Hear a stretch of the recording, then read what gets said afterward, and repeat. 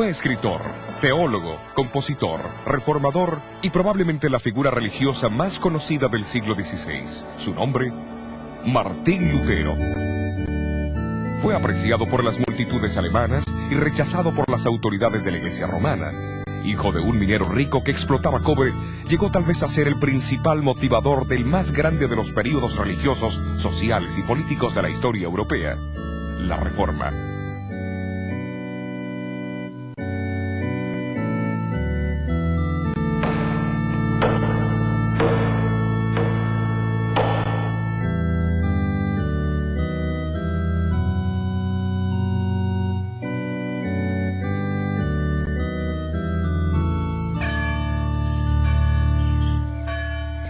Los europeos que vivieron en el comienzo del siglo XVI probablemente tuvieron poca noción de los cambios que irían a arrasar con los conceptos de la vida medieval. Se estima que el 80% de ellos todavía cultivaban la tierra de la misma manera que lo hicieron sus antepasados por 1000 años. No obstante, delante de ellos aparecían señales que denotaban que un cambio era inminente. El invento de la imprenta por Johann Gutenberg, la elaboración del papel y el espíritu general de investigación fueron impulsados por el Renacimiento.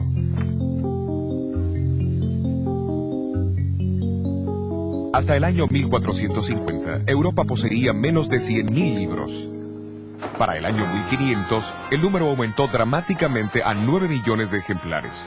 Uno de los mayores resultados de la obra de Gutenberg fue eliminar el monopolio que los ricos y el clero tenían sobre la Biblia.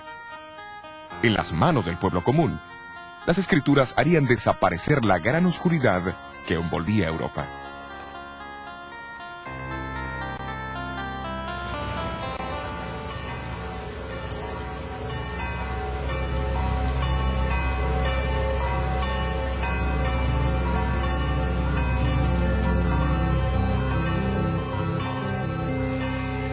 Elevándose por encima de reyes y súbditos, se encontraba la iglesia medieval.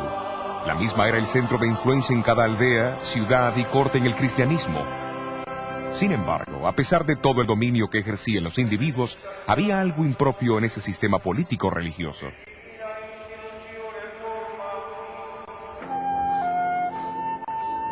Europa estaba llena de personas pobremente educadas, de sacerdotes y monjes haraganes y amadores de placeres, que se interesaban más en los beneficios personales del sacerdocio y el poder que les confería, que el del mismo bienestar espiritual de aquellos a quienes deberían servir.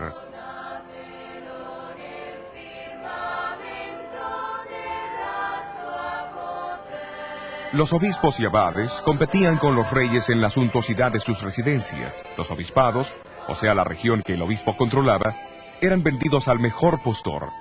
De hecho, la vida de muchos clérigos había llegado a ser una afrenta para la religión. Se le enseñaba a la gente que si se confesaban regularmente ante un sacerdote, pagaban sus diezmos y ofrendas, asistían a la misa, participaban de un peregrinaje hacia el santuario del santo más celebrado o realizaban algún acto de mortificación corporal. La salvación estaba asegurada. Ya en el siglo XVI, la Iglesia se había desviado de la simplicidad, de la pobreza y del poder espiritual de sus raíces. ¿Cómo ocurrió semejante cambio? Los primeros cristianos compartieron las buenas nuevas de la vida, la muerte, la resurrección y la ascensión de Jesucristo por todo el Imperio Romano. Enfatizaron que la salvación se encontraba solo en Cristo y que era un regalo recibido por la gracia de Dios y la fe en Él. Aquellos que respondían al llamado se unían a su iglesia, pero esa iglesia muy pronto estaría como una fortaleza sitiada. Al principio los ataques vinieron de afuera. Emperadores como Nerón, Trajano y Diocleciano asesinaron a miles de cristianos por su fe. Aquí en el Coliseo, por ejemplo, los cristianos eran arrojados a las fieras para ser despedazados mientras se escuchaba el frenético aplauso de la muchedumbre.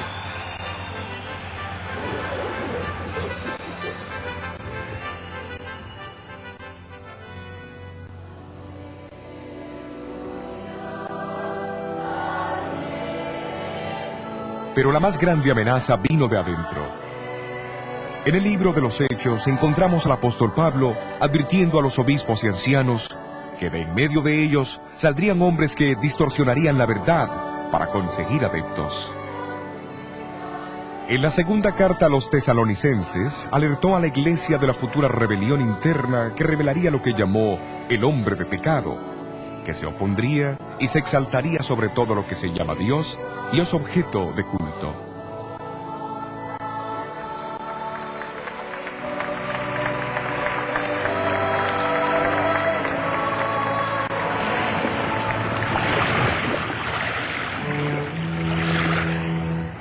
Las advertencias de Pablo se basaban en una profecía del Antiguo Testamento. Siglos antes, el profeta Daniel, en el capítulo 7 de su libro, describió la ascensión de 4 imperios mundiales, simbolizados por 4 bestias que salían del mar. Un león, un oso, un leopardo de 4 cabezas y una cuarta bestia terrible con 10 cuernos. Describió también cómo el cuarto imperio sería el más fuerte de todos, pero que se dividiría en 10 reinos menores. Y de estos 10 reinos menores, representados por los 10 cuernos, en la cabeza de la cuarta bestia, saldría otro cuerno o reino que sería más imponente que los otros. Él mismo haría guerra contra el pueblo de Dios, y hablaría blasfemias contra el Altísimo, y pensaría también en cambiar los tiempos y la ley perfecta de Dios.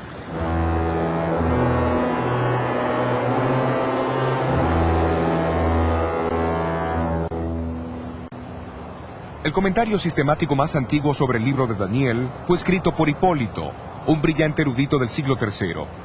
Él fue uno de los que identificaron a Roma como el cuarto gran imperio de la profecía de Daniel. Hipólito predijo que la caída de Roma sería el próximo gran evento mundial, seguido por la aparición del Anticristo. Desde el segundo siglo encontramos a los cristianos orando por la continuidad del Imperio Romano para que se postergase la aparición del temible Anticristo. De acuerdo a la predicción, este poder surgió de en medio del Imperio Romano. Entre todos los obispos nombrados como líderes de la Iglesia en diferentes regiones, el obispo de Roma gradualmente asumió el papel principal. El pastor de Roma, la reina de las ciudades, llegó a ser el rey de los obispos.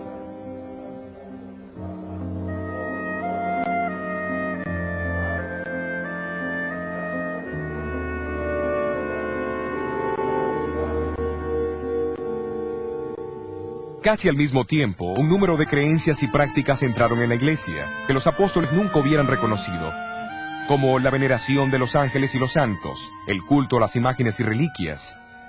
La observancia del domingo poco a poco reemplazó la del sábado. Apareció la doctrina del purgatorio y las oraciones empezaron a dirigirse a María y a los santos. La iglesia empezó a enseñar que el pan y el vino de la Santa Cena eran realmente el cuerpo y la sangre de Cristo, haciendo de la misa un sacrificio. La confesión de los pecados al sacerdote tomó lugar de la oración simple y directa del creyente a Dios para obtener perdón. Y la iglesia solamente otorgaba perdón a aquellos que trataban de expiar sus pecados por medio de penitencias.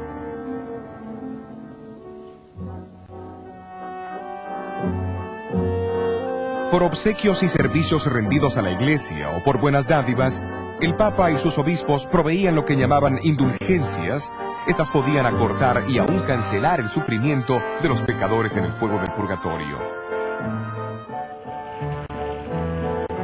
Negando la gran verdad bíblica de la salvación por la fe, la iglesia distribuyó los méritos de Cristo, los de la Virgen María y los santos, dando garantías escritas que eximían de los dolores del purgatorio.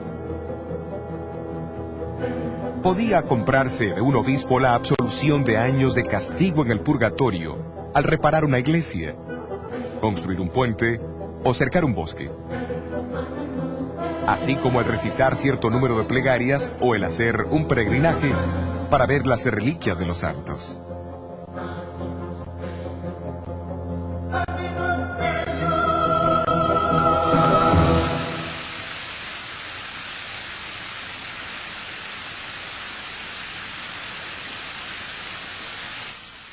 Poco después de la elección del Papa León X, Miguel Ángel presentó al pontífice el diseño terminado de la Basílica de San Pedro en Roma.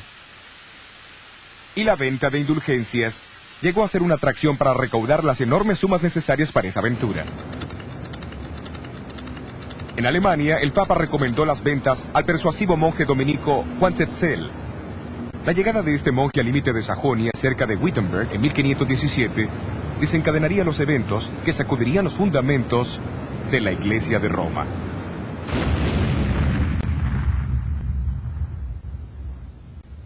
La Iglesia del siglo XVI se había apartado de la verdadera fe y necesitaba desesperadamente una reforma. Pero esto requería un individuo de valor para enfrentarse a la organización eclesiástica más poderosa que en el mundo haya conocido. Martín Lutero era el hombre que se necesitaba.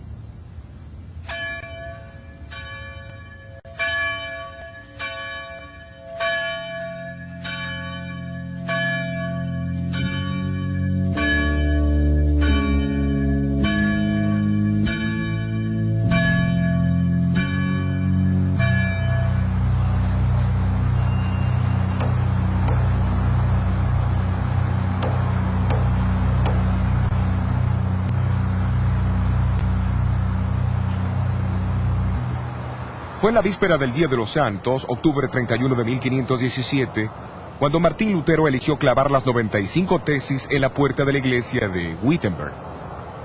Su decisión no pudo pasar en un mejor momento, porque el próximo día los peregrinos se congregarían en la iglesia para ver la extensa colección de reliquias sagradas pertenecientes a Federico el Sabio, elector de Sajonia.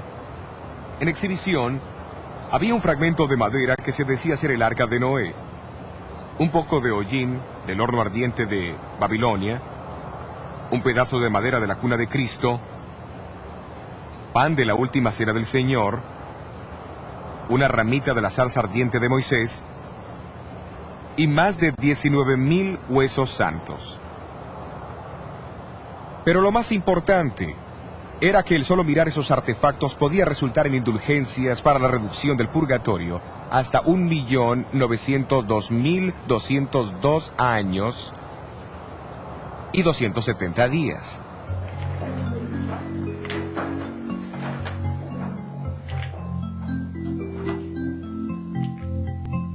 Aunque la intención de Lutero solo había sido usar su tesis para debate académico, él no pensó en la invención de la imprenta de Gutenberg. Al cabo de 2 semanas, su tesis en contra de las indulgencias y la proclamación del poder papal se leyeron por toda Alemania. En pocos meses, todos los cristianos conocían sus escritos.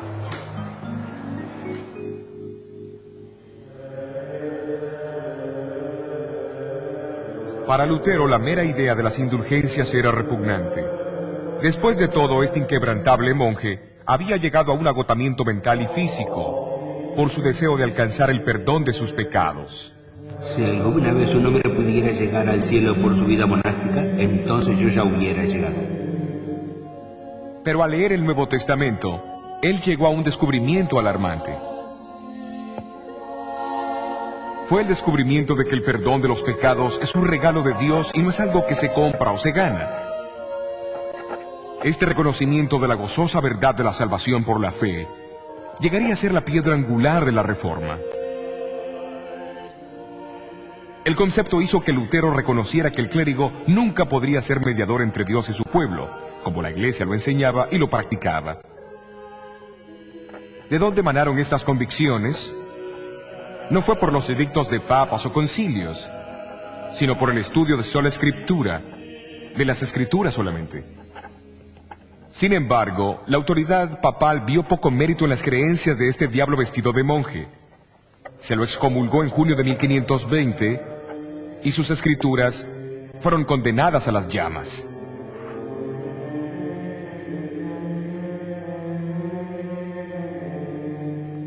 Fue en ese tiempo que Lutero enfocó su estudio de las escrituras en las profecías de Jesús, Daniel, Pablo y Juan, en relación con el surgimiento del anticristo. Los capítulos 7 y 8 de Daniel y la descripción de Pablo acerca del hombre de pecado en 2 Tesalonicenses 2 recibieron especial atención. En el año 1521, Lutero produjo su primera obra relacionada con las profecías. Los fundamentos de la Reforma tenían que estar firmemente anclados en la verdad profética. Al identificar al Papa como el Anticristo en 1521, Lutero unió su voz a la de muchos ilustres eruditos de la Biblia que le habían precedido. Hombres como el predicador bohemio Juan Milix, quien 150 años antes había clavado una plaqueta en la antigua catedral de San Pedro, declarando que el Anticristo ya había tomado su lugar en la iglesia. Muy pocas cosas en este mundo son más poderosas que la verdad profética cuando el tiempo de su cumplimiento llega. Lutero, fortalecido por las profecías de Daniel, estaba ahora preparado para su hora más brillante. A fines de marzo de 1521, él recibió una citación del nuevo emperador del Sacro Imperio Romano, Carlos V, para comparecer delante de él en la dieta o parlamento que se convocaría en la ciudad alemana de Worms. Sentado con 3 de sus amigos sobre la paja de un carruaje que le habían prestado, entró en la ciudad donde la muchedumbre les dio una calurosa bienvenida. Me pregunto cómo hubiera sido hoy día. La audiencia iba a tomar lugar en un sitio cercano a la catedral. Lo que fue en una época un majestuoso edificio ya no existe, pero hace 400 años era una estructura de magnífica tal asamblea. Hoy ha sido reemplazada por un jardín. Y esta placa marca su ubicación.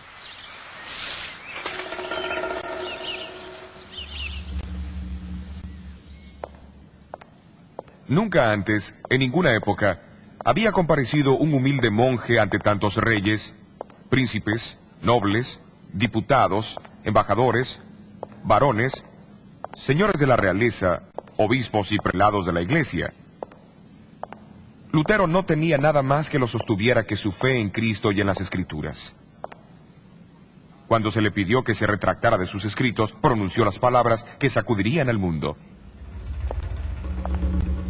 Menos que esté convencido por la razón y las Escrituras, yo no acepto las autoridades de papas y concilios, porque ellos se contradicen. Mi conciencia está cautivada por la palabra de Dios.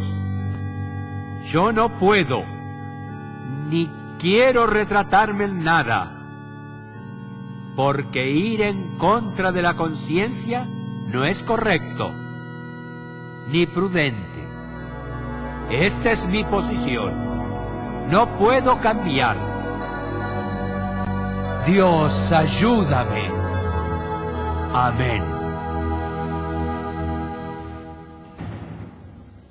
Un monje solitario en contra de la antigua y casi universal opinión de la raza humana. Pero esa conciencia, cautivada por la palabra de Dios, yace en el corazón de la reforma de la Iglesia.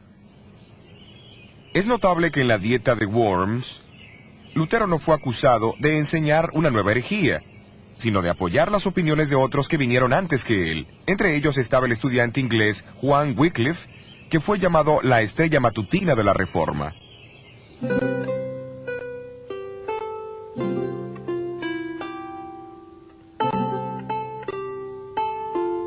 Wycliffe se dedicó al estudio de la verdad conforme la habían encontrado en las Escrituras y en latín.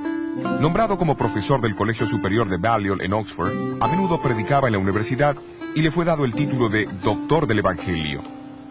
En su estudio de Daniel, él también identificó el sistema papal como el anticristo. Pero sus comentarios anticlericales hicieron que fuese despedido de Oxford. Para sorpresa de los obispos ingleses, esto no disminuyó su influencia. Como rector aquí en Lutterworth, en Leicestershire, siguió invitando al obispo, al clero y a la nobleza para reformar la iglesia. La mayor contribución de Wycliffe fue tal vez la supervisión de la primera traducción de la Biblia en inglés. Esto echó el fundamento de la reforma que siguió y encendió una luz en Inglaterra que jamás se apagaría.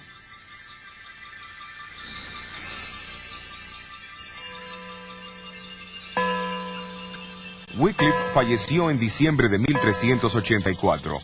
después de haber sufrido un derrame cerebral mientras daba la Santa Cena aquí en su iglesia. Sus huesos fueron exhumados e incinerados unos 40 años más tarde por orden del Concilio de Constanza. Sus cenizas se arrojaron a un arroyo cercano llamado Swift, que desemboca en el río Avon.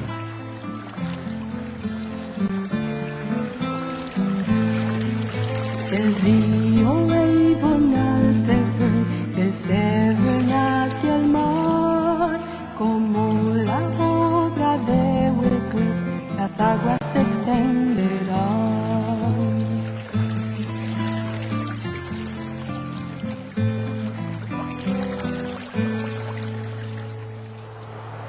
Uno de los hombres en quien influyó la enseñanza de Wycliffe fue el reformador checo Juan Hus. Como Wycliffe, Hus sostenía que el pueblo de Dios no está sujeto a las decisiones de los concilios, pues estos contendían en contra de las leyes de Cristo.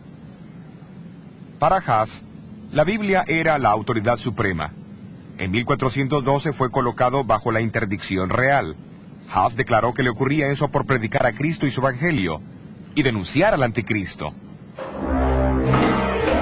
Cuando Hus fue llamado a responder por los cargos de la herejía, el emperador Sigismundo le prometió un salvoconducto hasta Constanza, pero al llegar ahí, fue arrojado al calabozo.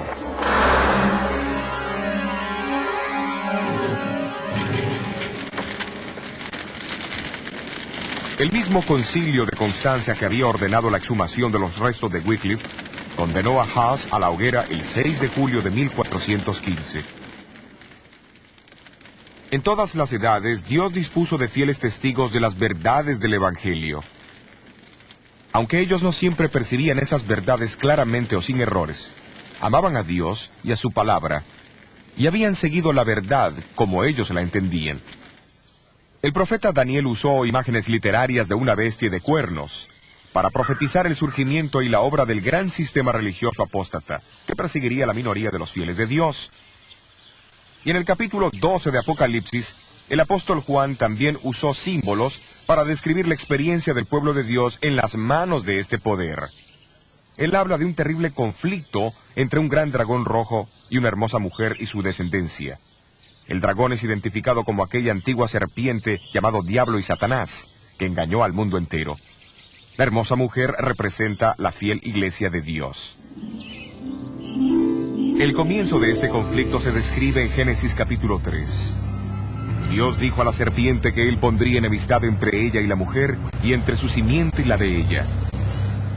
Ahora en Apocalipsis 12, Juan ve la continuación de esta guerra de odio entre la serpiente, el dragón y la mujer.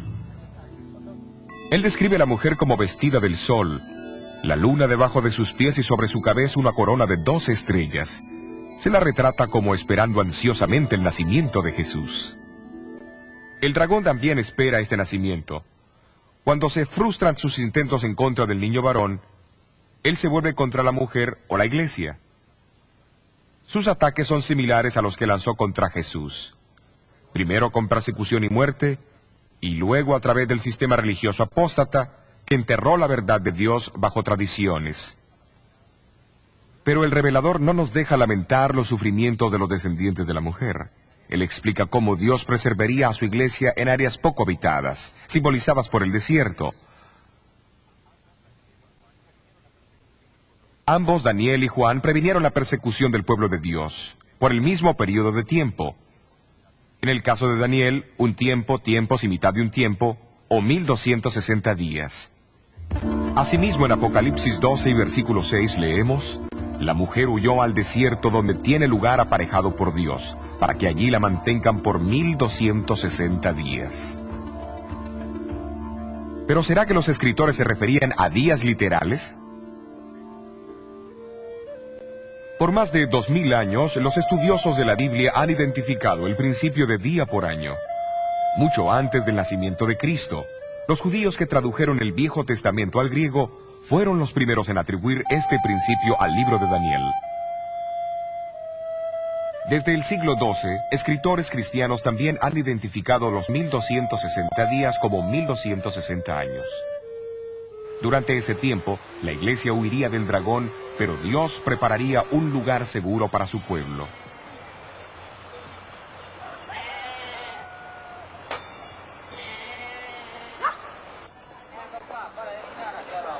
Uno de esos lugares donde las verdades del Nuevo Testamento fueron preservadas del creciente poder del obispo de Roma fue en el norte de Italia.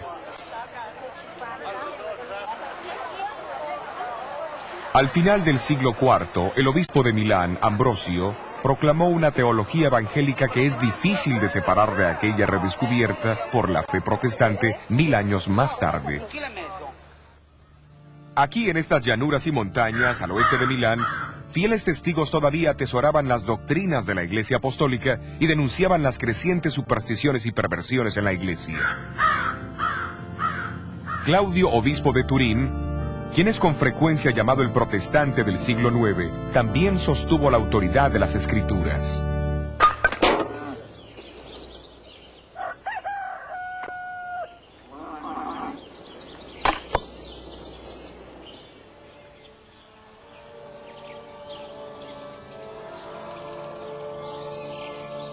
Estos cercanos valles y montañas llegaron a ser lugar de refugio para tal vez los más antiguos de los testigos que representaban la iglesia en el desierto, los valdenses.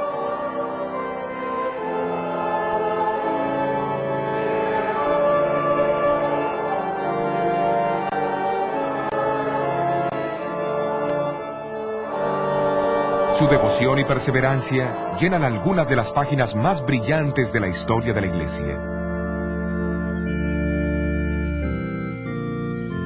Muchos han mantenido que el nombre valdenses es derivado de Pedro Gualdo, que fundó el grupo Poor Men of Lyons a fines del siglo XII. Pero la historia demuestra que grupos evangélicos en el norte de Italia sostuvieron las enseñanzas de la Iglesia Apostólica mucho antes de la llegada de Gualdo. Fuera de la sede central de la iglesia valdense en Torre Pellice, se encuentra esta estatua de Henry Arnault, el famoso líder de los valdenses del siglo XVII, o los Vaudois, como se los llamaban. Él una vez dijo de su pueblo: en realidad los Vaudios son descendientes de aquellos refugiados de Italia, quienes después de San Pablo predicaron el Evangelio ahí. Después huyeron de su hermoso país como la mujer del Apocalipsis, a estas montañas agrestes, donde hasta este día han pasado el Evangelio de padre a hijo en la misma pureza como lo fuera predicado a Pablo.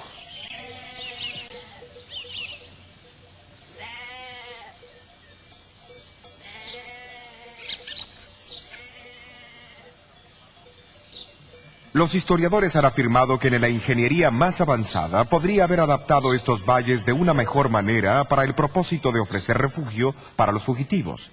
Cada uno se une al otro como una serie de cámaras entrelazadas que como un todo forman una sola fortaleza de increíble resistencia.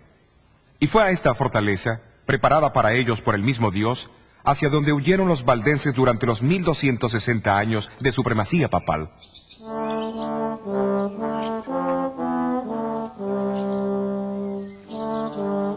En el corazón de estas montañas está situada la región más importante de todos sus valles, el Pra del Torno.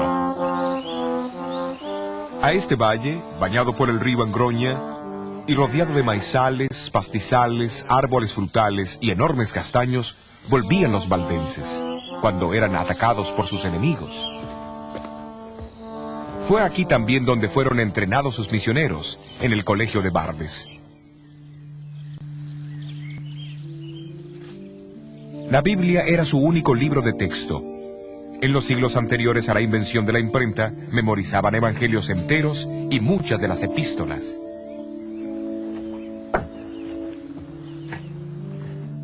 Aquí, sobre esta antigua mesa de piedra, los estudiantes de Barbes tomaban turnos para transcribir las escrituras al vernáculo romántico, puesto que los valdenses fueron uno de los primeros pueblos de Europa que obtuvieron la traducción de las escrituras.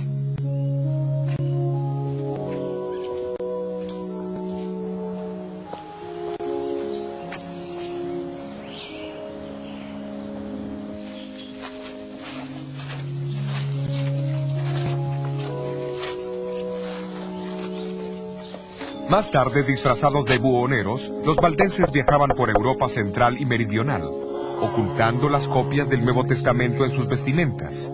Les era posible dejar más que simples conveniencias materiales a sus clientes.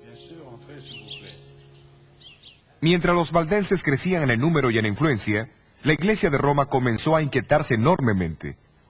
La misma reconoció que si se permitía que este movimiento se expandiera, lograría superar todo lo que a Roma le había llevado siglos para alcanzar.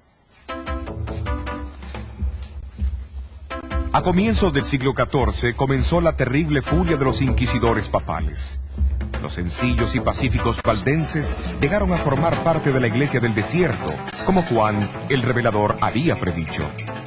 Pero así como en Apocalipsis 12 dice que la tierra ayudó a la mujer y la tierra abrió su boca y tragó el río que había echado el dragón de su boca, así las montañas dieron protección a los valdenses durante las cruzadas organizadas.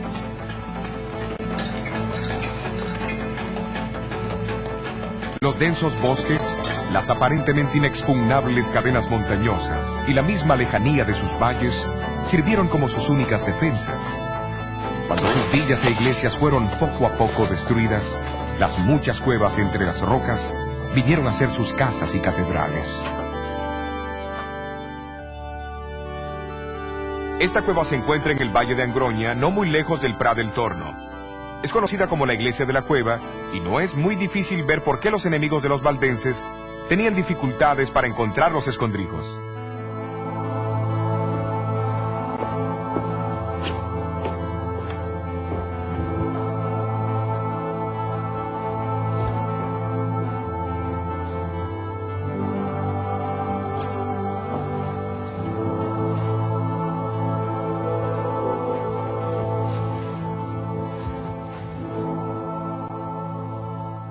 Sin duda fue un tiempo espantoso, pero también de conmovedora confraternidad, mientras los vecinos se reunían de aquí y de allá para encontrar consuelo y seguridad en las entrañas de la tierra.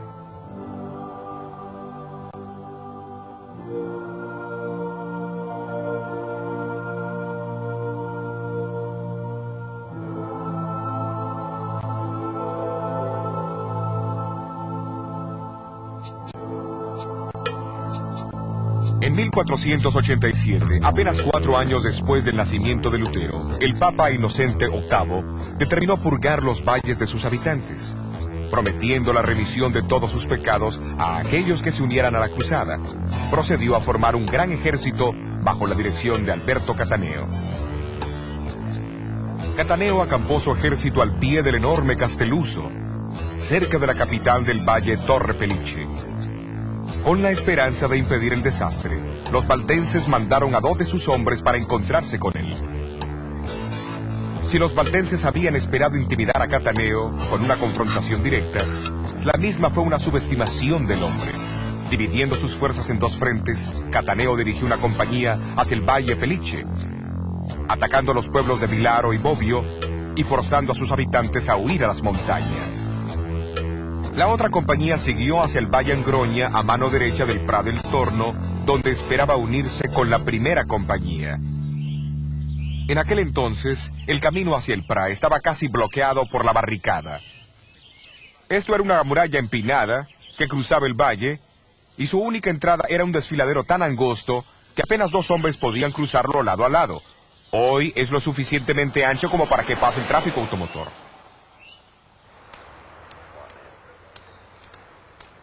Aquí en Prat del Torno, los valdenses se reunieron para una resistencia final. Pero antes que lo hicieran, se entregaron a Dios en oración.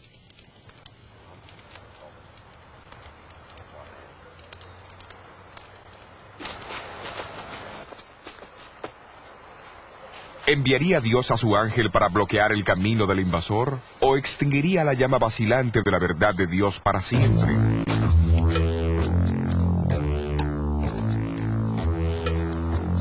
Mientras el ejército de Cataneo se preparaba para cruzar el angosto desfiladero, los valdenses notaron una pequeña nube formándose cerca de las cumbres de las montañas. La nube se expandió y se oscureció rápidamente hasta que finalmente cubrió el valle. La densa niebla causó una confusión inmediata.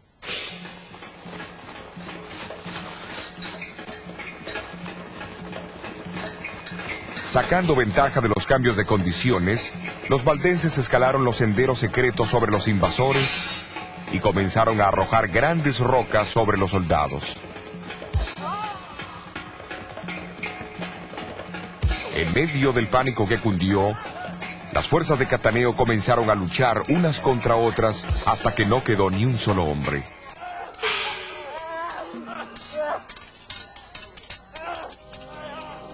En 1530, las noticias de la reforma que se extendían por Alemania, Suiza y Francia llegaron a la gente de los valles valdenses.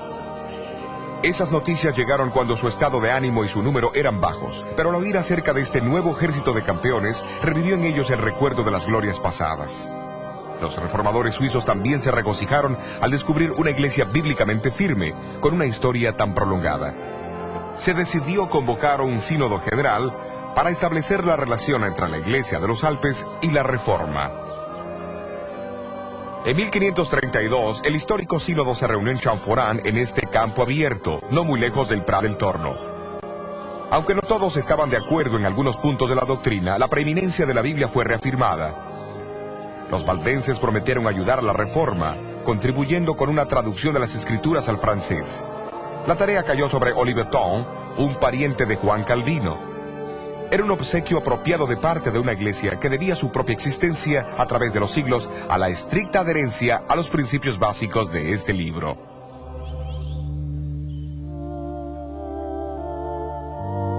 Trágicamente, las persecuciones a los valdenses no cesaron con la Reforma. En realidad, se intensificaron en los años que siguieron, llegando a su culminación en el siglo XVII. El tiempo se ha encargado de cicatrizar las heridas de la gran masacre de la Pascua de 1655. Sin embargo, el recuerdo está indeleblemente grabado en las mismas rocas y grietas del imponente Castelluso.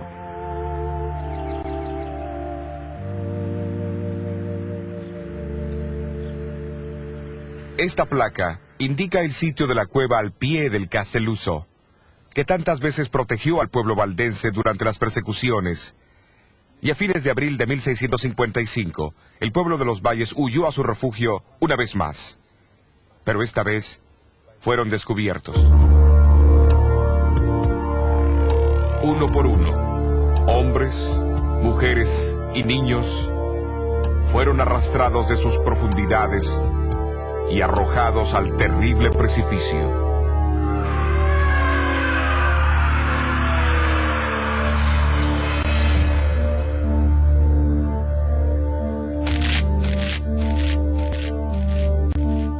Toda la Europa protestante reaccionó con dolor y compasión.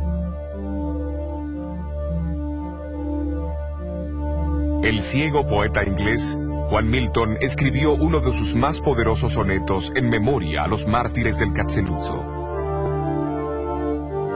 Vindica, oh Señor, tus santos martirizados, cuyos huesos yacen esparcidos por las montañas alpinas, aquellos que guardaron la verdad antigua tan pura, cuando nuestros padres adoraban troncos y rocas, no te olvides. En tu libro graba los gemidos de quienes fueron tus ovejas y en su antiguo aprisco, asesinados por los sanguinarios piamonteses que arrojaron a las madres y sus niños al rocoso abismo. Sus lamentos los valles repitieron a los montes y estos a los cielos.